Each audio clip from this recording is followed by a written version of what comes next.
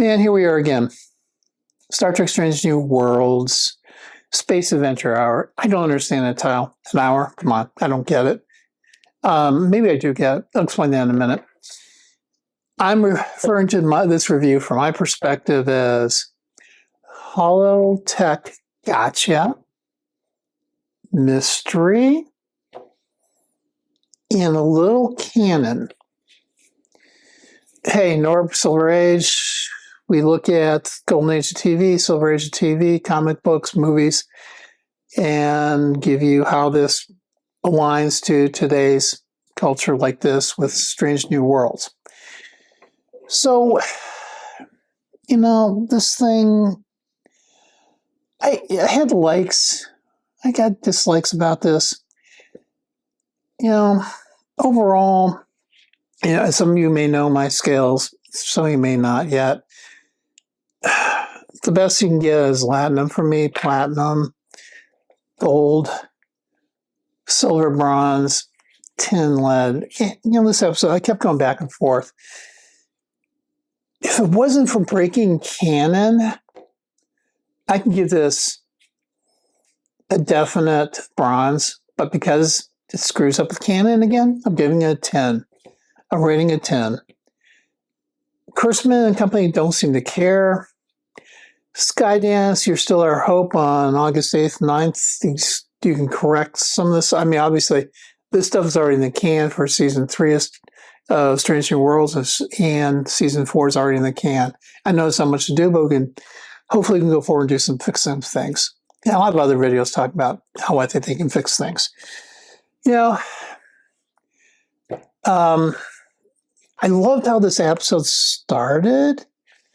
It had this, like, I want to say cartoonish, but they had this tongue-in-cheek things, like back in the 60s TV land, how things were more bright colors, positive, and not have no tech, and they got puppeteer type stuff. And the Last Frontier, they're calling this little TV show thing, they're giving it a little blurb. You know, how mini skirts, because mini skirts were hot back in the early 60s and 70s, or late mid-60s and that.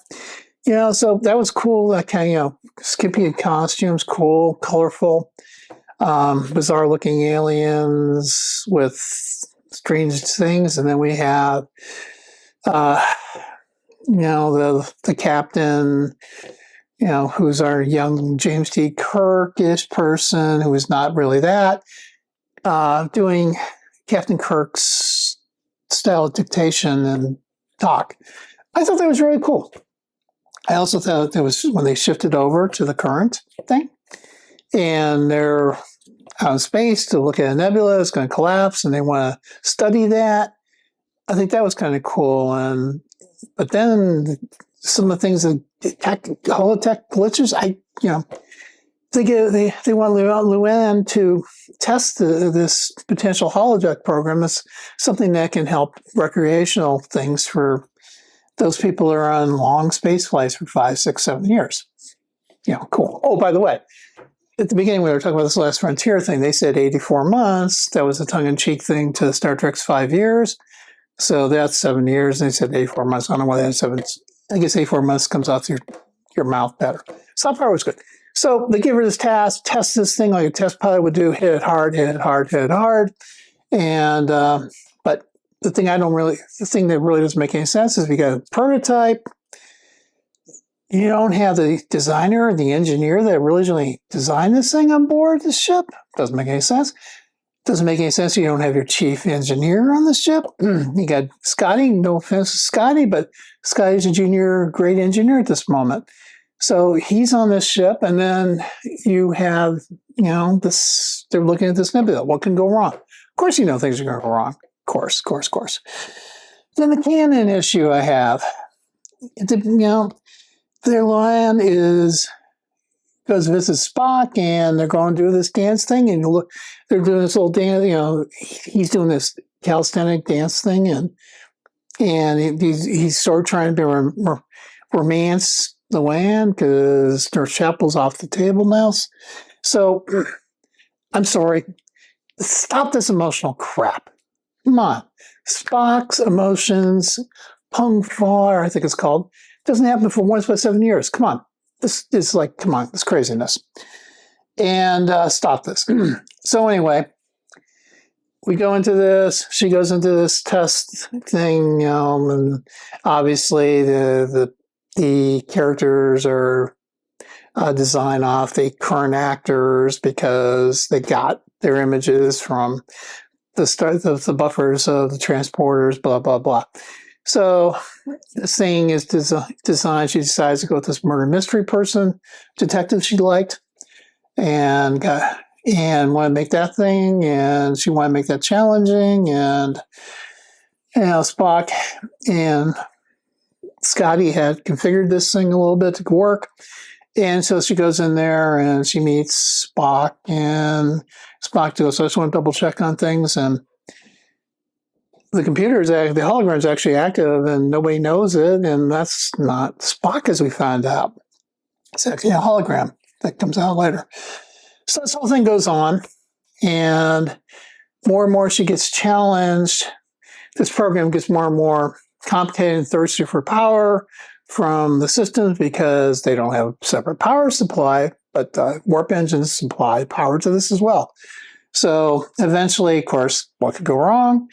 The nebula eventually collapses and sends out this massive wave and almost fries the Enterprise, because the Enterprise can't get out of the way because there's no power to move anywhere because all the power is being sucked in by this program.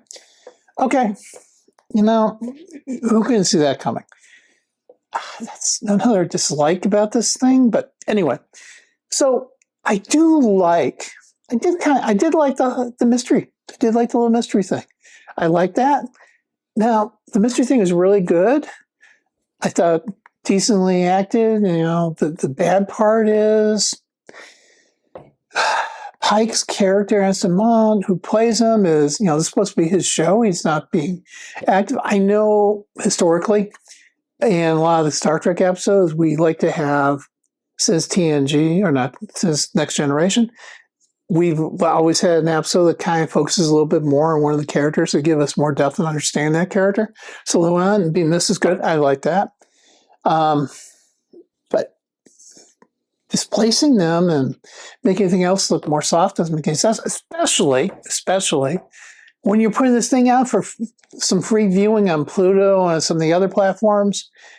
This is not representative of what this show really is about. It doesn't really show the crew. It just shows a mirror mystery. Once again, decisions about Kurtzman and company, how they're marketing this thing, doesn't make any sense. But anyway, back to this. Like I said, I did enjoy the little mystery thing, especially when it turned out that Spock appears to help her, but Spock is in his normal outfit. And we later learn that Spock is actually the computer program, as I said a little bit earlier, actually being her villain foil. And he is the one that's actually the villain killing people in this. And she eventually figures this out. But the one thing I did like in this, too, is Spock was actually the Spock that he should be. The one that is a Vulcan controlling his emotions. Oh my God. You get it right there, but you can't get it right anywhere else in this episode or series. I don't get it. So anyway, Scotty is having problems. He kind of tries to enlist her to help him with the communication thing. And eventually he figures out how to give enough power to get the Enterprise out of the issues, which is a normal kind of scenario. And so eventually Luan figures out the mystery and says to the Spock, you're the killer, and figured that out, boom, boom, and the end program, and boom. By the way, they couldn't end the program earlier until she solved it. Okay, so there we are. So then we get through a little conversation number one has with Scotty saying, we got 200 plus people on the starship. There's other people who can help you. Remember that. Okay, good. Where was the chief engineer? 2 episodes in a row. I don't know. Don't get it. And then, of course, they bury the holodeck suite thing. All cool at the end. Fine, that's cool. But then they go and do another dance thing with Loan and Spock, and he's back in this romantic puppy eye love thing. Come on. I'm tired of this. I don't get this. You know, Spock is a Vulcan. He's supposed to have his emotions under control. Stop this nonsense. Stop. Maybe the solution is his heart's going to be totally broken and he gets back to his Vulcan roots. Maybe that's what your plan is. And then I love the way how it ended. They go back and show this last frontier thing, another filming outtake, and you can see the whole thing going a little crazy and that kind of thing. I love that. Love that. Also, back in the holosuite thing, there was this little thing where Scotty inserted himself into the program. I love that too. You know, the way if I could just take out the Spock crap, and of course, the other little canon issue I have is, I've said this before, Scotty's a little bit too young. So, anyway, I still give this a 10. If it wasn't for the canon stuff, I can give this a bronze. Yeah, at times, the mystery thing was really fun and cool. It just did not make it all the way for me. I'd like to hear your comments. Norb with Silver Aged. Have a great day.